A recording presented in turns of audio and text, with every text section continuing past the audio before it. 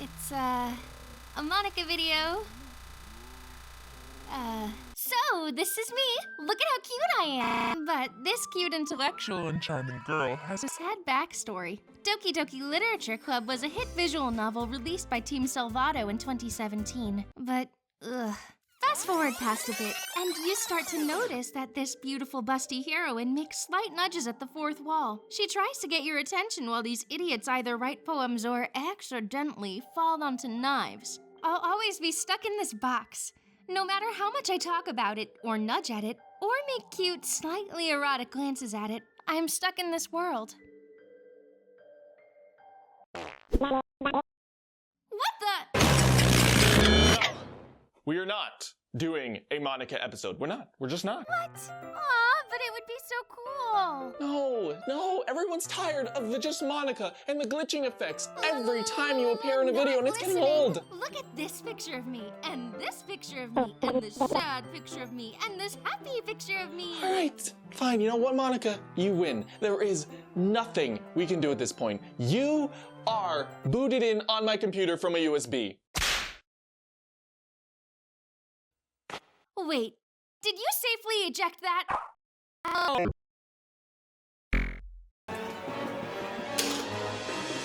Are we having a healthy fruit smoothie?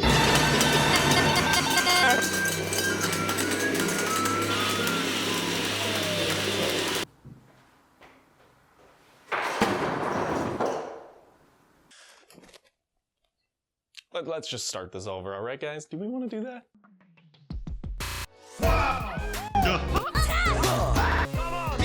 Sonic speed!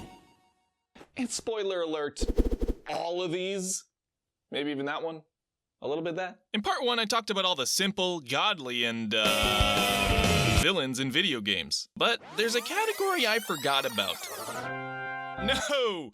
F that category. Because after I started talking to people about their best sympathetic villains, I started to notice a pattern. I think what people think their favorite gaming villains are often some of the most unexpected characters. But also like sympathetic villains because like the villains are like really layered and like some of them like you don't expect them because they're so layered and they're like, oh, it could be a good guy, but it's like, oh, it's a bad guy. It's like, you know, I need a title, guys. I need a title. Cute cats?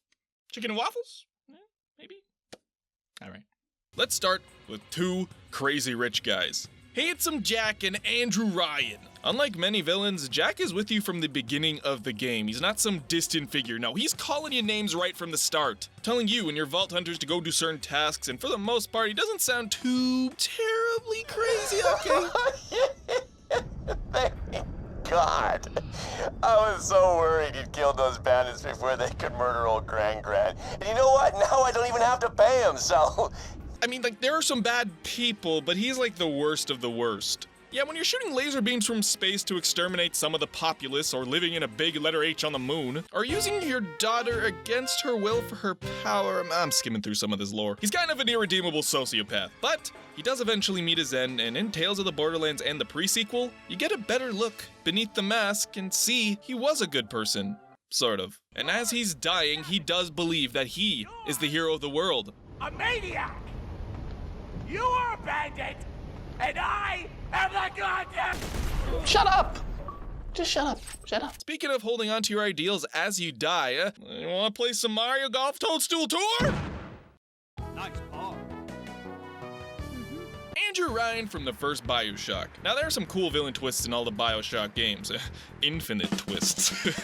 But like, I don't want to ruin some of the better ones, so we're gonna talk about this guy. BioShock is one of those games with a lot of supplementary lore, but most of the time if you're like me, you're gonna be...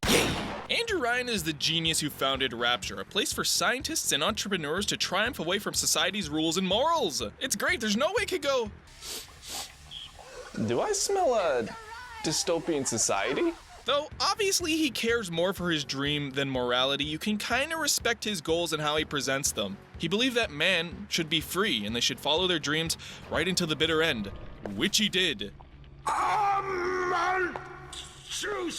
again?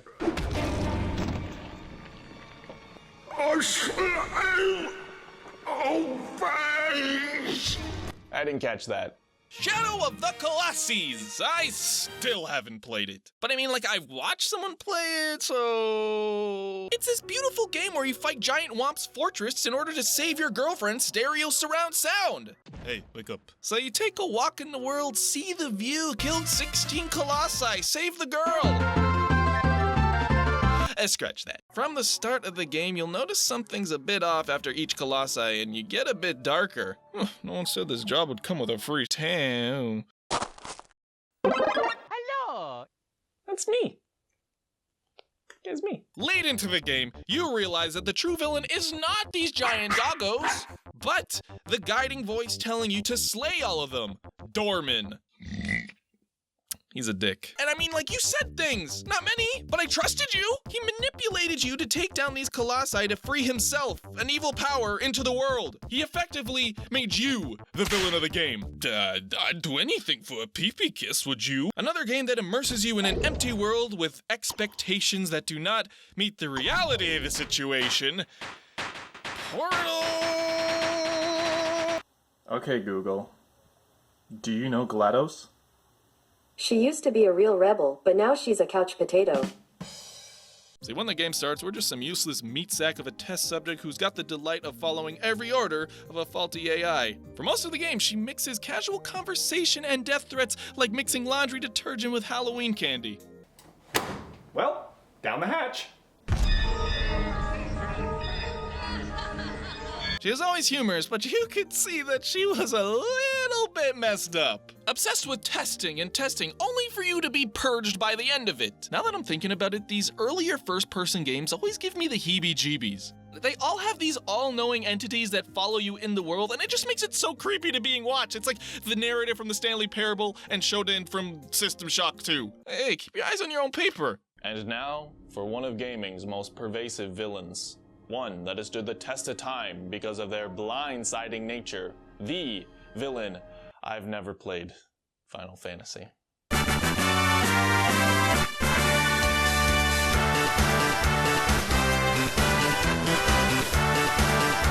the last video we were talking about gods with goals that we can't really understand because they're like... Kefka isn't like most villains, or godly villains for that matter. He doesn't even begin as the main big bad. He's like a churro, a delicious and sugary twist. Kefka begins in the army as a common shoulder, albeit a strong one, but then eventually becomes a god that has the power to destroy all of the world. And just like the main character is growing, Kefka eventually grows into the role that he becomes at the end of the game. It's not like you can't see how Kefka got to where he was. Kefka was experimented on when he was young. His mind has been distorted into this nihilistic view of the world, and he adopted the persona of the clown. Like, he becomes slowly more and more cruel and does stuff that goes out of the way from accomplishing his goal, like he poisons a town's water supply. Like, who does that? Some think after Kefka ruled the world, he changed. Something in him sparked. When he saw all the heroes teaming up, banding together to take him down, it may have made him realize he wasn't a sad, cruel, or nihilistic clown. He was just lonely, looking for a friend. And speaking of friends, I have no friends. All right, now the Mother series.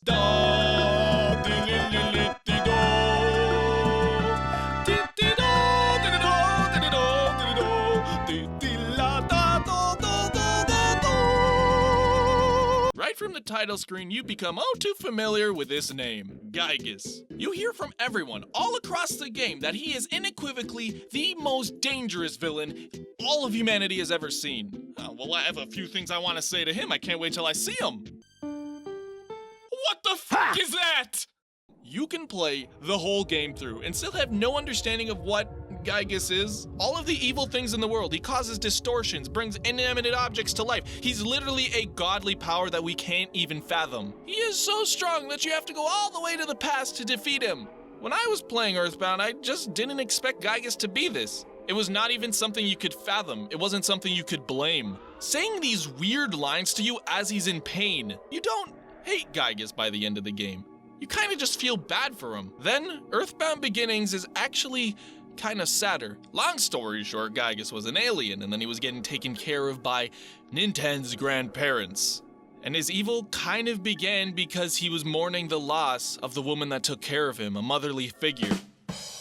After all of the reality bending, the time bending evil, you go to the past to stop him. This crazy godly power, at the root of all of it, the thing that takes Gaius down, is a lullaby, played from his mother. Oh no. Oh no. No. No. No. No. No. No. No. Undertale! I've already done a huge dumbass video on this, so I'm not gonna go too crazy about it. So spoiler alert! This flower's a goat! The thing with Undertale is, considering that characters can either be a friend or foe, none of them feel like a fluffed up dummy. You see what I did there? Oh, he's got a knife! Toriel fights you because she wishes to protect you from the underground. Asgore doesn't wish to fight you, but he realizes the rationality of taking one life to save many. It checks out. Even you, in the genocide run of this game, turns out to be the embodiment of needless killing. Chara. Okay, this is my first rodeo. I know what you're gonna do. It gets me every time. And Flowey, with his powers in the game, is well aware of the insignificance of himself in the world. He can save and load and replay situations so many times that it almost just feels like everyone's a number.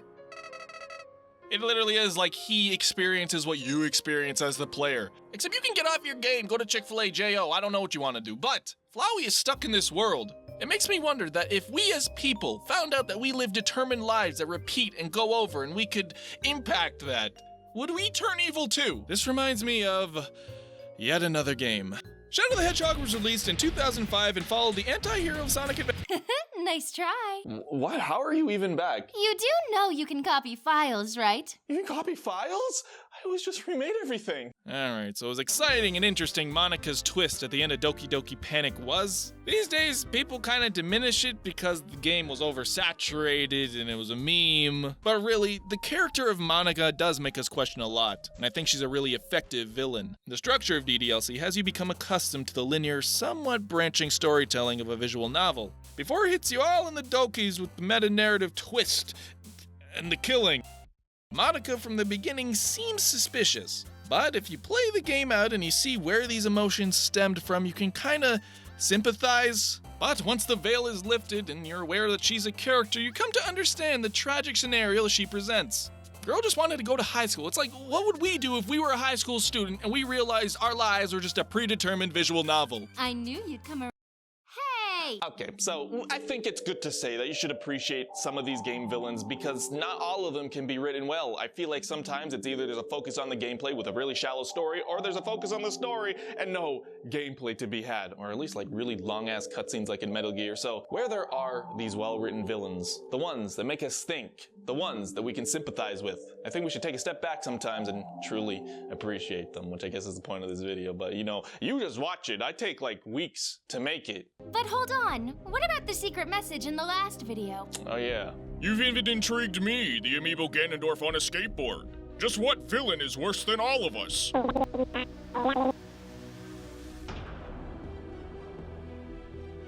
No, think about it. Fortnite is terrifying. You are forced to jump out into a world where you don't know where you land and how that will affect you. We're born into circumstances that we cannot control. We are born surrounded by others that could take all the resources from us. All while we're being forced to push ahead. We're forced to grow. We're forced to advance. Otherwise we'll be left behind and die in our own complacency. Fortnite is a metaphor for life and how futile our existence is and how much we can be both a hero and a villain. You know what? You win.